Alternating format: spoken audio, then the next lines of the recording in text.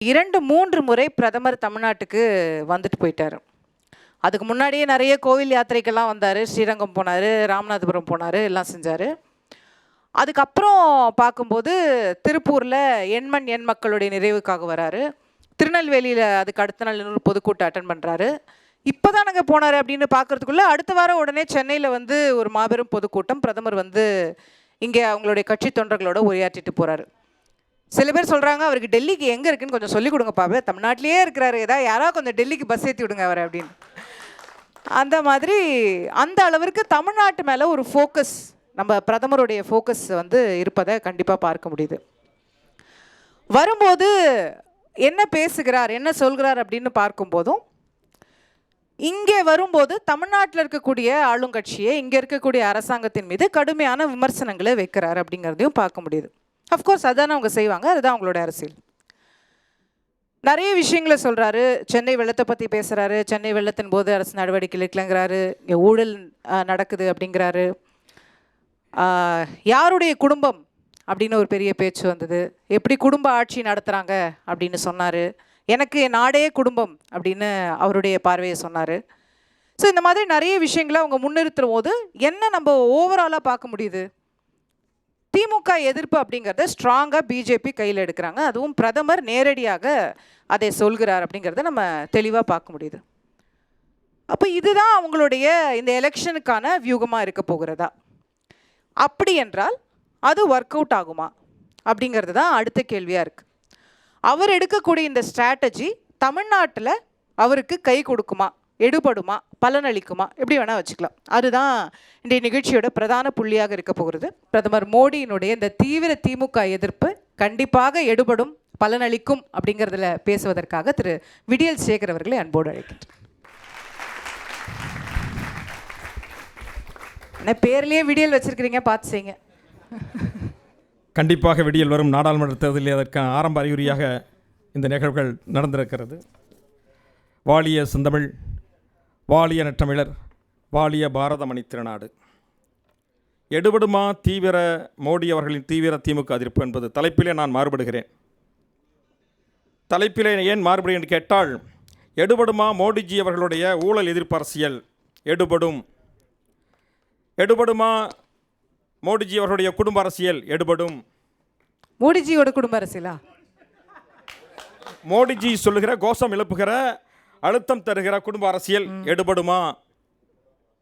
கண்டிப்பாக குடும்ப அரசியலை எதிர்த்து நிற்கிற களம் அருமையான கை கொடுக்கிற களமாக அமையும் என்ற தலைப்பிலே நான் சிந்தனைகளை சிதறட வந்திருக்கிறேன்.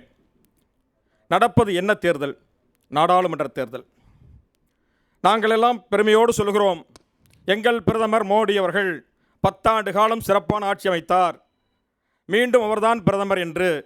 ஆனால் எதிரணியிலே யார் பிரதமர் தெரியாது, பிரதமரே தெரியாமல், பிரதமரே இல்லாமல், தலைமையே இல்லாமல் எப்படி இது நாட்டுக்கு நாடாளுமன்ற தேர்தலிலே என்ன அடிப்படையிலே சந்திக்கப் போகிறீர்கள் என்பது என்னுடைய முதல் கேள்வி.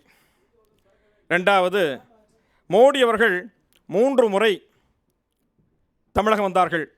நானும் முதல் கூட்டத்தில் எண்மண் மக்கள் யாத்திரையிலே தலைவர் வாசன் அவர்களோடு கூட்டணி இயக்கத்துடைய நிர்வாகி என்கின்ற அடிப்படையிலே கலந்து கொண்டேன்.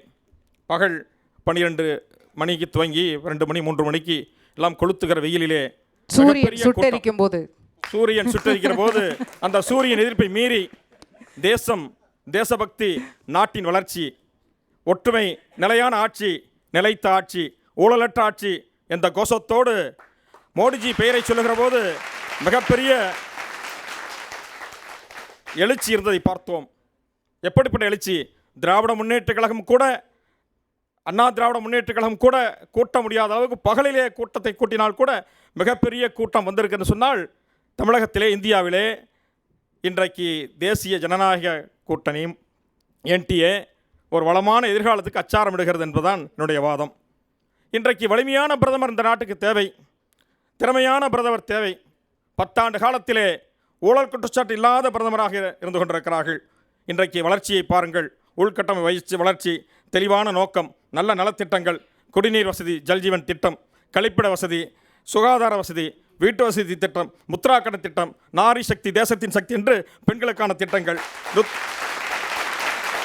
இப்படி இது மட்டுமல்ல, கொரோனா என்கின்ற பேரிடராலே உலக நாடுகளெல்லாம் திணறிக் கொண்டிருந்த போது அந்த கொரோனாவை எதிர்கொண்டு இந்தியா வலிமையான பாரதம், வளமான பாரதம் என்கின்ற சக்தியாக உயர்ந்து நிற்கிறது சொன்னால் அதற்கு வித்திட்டவர், விதையிட்டவர் நமது பிரதமர் மோடிஜி அவர்கள்.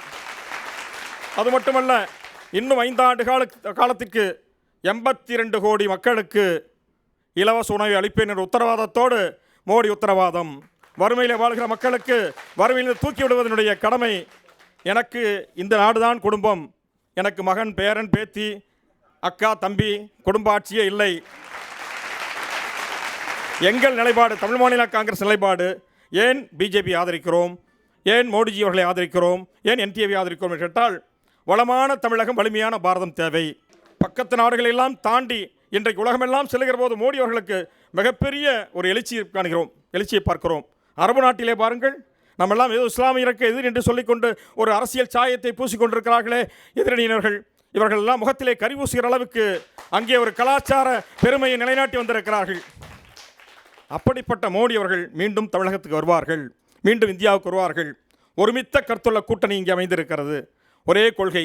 என்ன கொள்கை? வலிமையான ஆட்சி, வளமான ஆட்சி, எழுச்சியான ஆட்சி, பலமிக்க ஆட்சி மத்தியில் வர வேண்டும். 10 ஆண்டு கால ஊழலாட்சி ஆட்சி தொடர வேண்டும் என்று சொல்லி நெஞ்சை நிமிர்த்தி நாங்கள் வாக்கு கேட்கிறோம். என்ன கேட்குறாங்கன்னா, இந்த ஆட்சியை, இந்த பிரதமரை மூப்பனார் ஆதரிச்சிருப்பாரான்னு கேட்குறாங்க. கண்டிப்பாக ஆதரித்திருப்பார்கள். இன்றைய அரசியல் சூழலே தலைவர் மூப்பனார் இருந்தால் ஆதரித்திருப்பார்கள். என் தலைவர் மூப்பனாருடைய கோஷமே வளமான பாரதம், வலிமையான தமிழகம், வலிமையான பாரதம். வலிமையான பாரதம் என்று சொன்னால், வலிமையான பாரதத்தை இன்றைய அரசியல் சூழலிலே மோடி அவர்களாலே தான் தர முடியும். நாங்கள்லாம் காங்கிரஸில் இருந்தோம், மறுக்கவில்லை. ஆனால் என்றென்றைக்கெல்லாம் தமிழக பிரச்சனை வந்ததோ அன்றைக்கெல்லாம் தமிழனுடைய காது விழவில்லை. டெல்லிக்கு லங்கையிலே தமிழர்கள் கொண்டு குவித்தார்கள், அன்றைக்கு எடுபடவில்லை. காவிரி பிரச்சனையிலே, முல்லை பெரியாறு பிரச்சனையிலே, கீழ்பவானியிலே அணை கட்டுகிற போது எதிர்த்தோம். மத்திய அமைச்சர் கூட்டு பொறுப்பில் இருந்தாலும் தலைவர் வாசன் அவர்கள் அதையும் மீறி ஜாயின்ட் லைபிலிட்டி என்பதை தாண்டி பிரதமரிடத்திலே அமைச்சரவை கூட்டத்திலே வெளியே வந்து மேடையிலே கூட பேசினார்கள், பொதுஇடங்களிலே பேசினார்கள், பேட்டியாக சொன்னார்கள். எடுபடவே இல்லை, தமிழன் குரல் எடுபடவே இல்லை. ஆனால் இதையெல்லாம் தாண்டித்தான் இன்றைக்கு இந்த ஒரு சூழ்நிலையிலே இன்றைக்கு வலிமையான இந்தியா வர வேண்டும், வளமிக்க தமிழகம் படைக்க வேண்டும் அடிப்படையிலே ஊழல் எதிர்த்து, குடும்ப அரசியல் எதிர்த்து, போதைக்காக தமிழகம் போதைப் பொருட்களுடைய விற்கிற கலாச்சாரம் மையமாக இருந்து கொண்டிருக்கிறது. மதுபான ஆலைகள் நிறைந்த மாநிலமாக தமிழகம் இருந்து கொண்டிருக்கிறது. இதையெல்லாம் மாற்ற வேண்டும் என்பதற்காக ஒரு முடிவோடு வந்திருக்கிறோம். தலைவர் மூப்பனார் இன்றைக்கு இருந்தாலும் கூட கண்டிப்பாக மோடியினுடைய வலிமையான தமிழகம், வலிமையான பாரதத்தை ஆதரித்திருப்பார்கள் என்பதுதான் என்னுடைய அழுத்தமான கருத்து. இன்றைக்கு எதிரணியின் நண்பர்களை பார்த்து கேட்கிறேன், என்ன கொள்கையை நீங்கள் முன்னிறுத்துகிறீர்கள்? மோடி எதிர்ப்பு என்பதை தவிர, பிஜேபி எதிர்ப்பு என்பதை தவிர என்ன கொள்கை? ஒருமித்த கருத்து இருக்கிறதா? ஒரு பிரதமரை வேட்பாளரையே சொல்ல முடியாமல் எப்படி உங்களை நம்பி இந்திய திருநாட்டை கொடுப்பது? அதை தேடிக்கொண்டே இருக்க வேண்டியதான். இன்றைக்கு அதையெல்லாம் தாண்டி தமிழகத்திலே வரிமேல் வரி போட்ட அரசு திமுக அரசு ஆட்சிக்கு வந்தது. மக்களுக்கு வாக்குறுதி சொன்னார்கள், 1000 வாக்குறுதி அளித்தார்கள். 2-3 மட்டும் நிறைவேற்றிட்டு வீட்டு வரி, சொத்து வரி, பால் வரி, மின்சார கட்டண உயர்வு, பத்திரப்பதிவு உயர்வு. தமிழகம் எதிலே சாதனை பதிவு கொண்டிருக்கிறது தெரியுமா? மது விற்பனையை சாதனை பதிவு கொண்டிருக்கிறது. எங்கு பார்த்தாலும் மது கூடங்கள் இருந்து கொண்டிருக்கிறது. இதையெல்லாம் தாண்டி இன்றைக்கு உலகத்திலே மிகப்பெரிய நாடு, வளமிக்க நாடு, ஸ்டார்ட் அப் இந்தியாவிலே உலகத்திலே 3வது இடம். இன்றைக்கெல்லாம் திருநெல்வேலிக்கு போகணும்னு சொன்னால் 24 மணி நேரம் ட்ரெயினில் போன காலம்லாம் மாறி 5-6 மணி நேரத்தில் திருநெல்வேலி எட்ட முடியும், 4 மணி நேரத்தில் ஈரோட்டையும் சேலத்தையும் கோவையும் எட்ட முடியும். இன்றைக்கு கொண்டு வந்திருக்கிறார்கள். இன்றைக்கு வறுமை ஒழிப்பு, கட்டமைப்பு திட்டங்கள், சாலை மேம்பாடு, விமான நிலைய விரிவாக்கம், வெள்ள பாதிப்பிலே இன்றைக்கு பாதிப்பட்ட போது முதல் கட்டமாக 450 கோடி ரூபாயை கட்டமைப்புக்காக, அடுத்த கட்டமாக 500 கோடி ரூபாய் ஒதுக்கிய அந்த அரசு, மத்திய அரசு. அந்த கட்டத்தோட நிக்குதுன்னு தான் கேட்குறாங்க. அடுத்து வரும் 4000 கோடி சென்னைக்கு கட்டமை மேம்படுத்த சொல்ற. 4000 கோடியா? ஒரு குழப்பம் இல்லை 4000 கோடியா? 4000 கோடியா?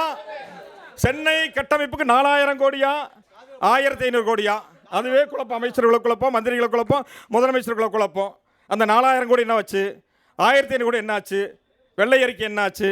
எதிர்க்கட்சி தலைவரும் கேட்குறோம், நாங்களும் கேட்குறோம், ஒன்றும் இல்லை, ஒரு பதிலும் இல்லை.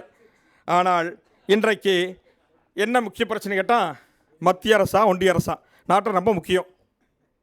60 ஆண்டு கால திராவிட இயக்க தலைவர்களாக இருக்க அண்ணாவுக்கு தெரியாமல், பெருந்தலைவர் காமராஜர் காலத்துக்கு பிறகு வந்த திராவிடத்துறை தலைவர்கள் கலைஞர் கருணாநிதி அவர்களுக்கு தெரியாமல் இன்றைக்கு ஒன்றிய அரசு என்கின்ற புது அர்த்தத்தை கற்றிருக்கிறார்கள்.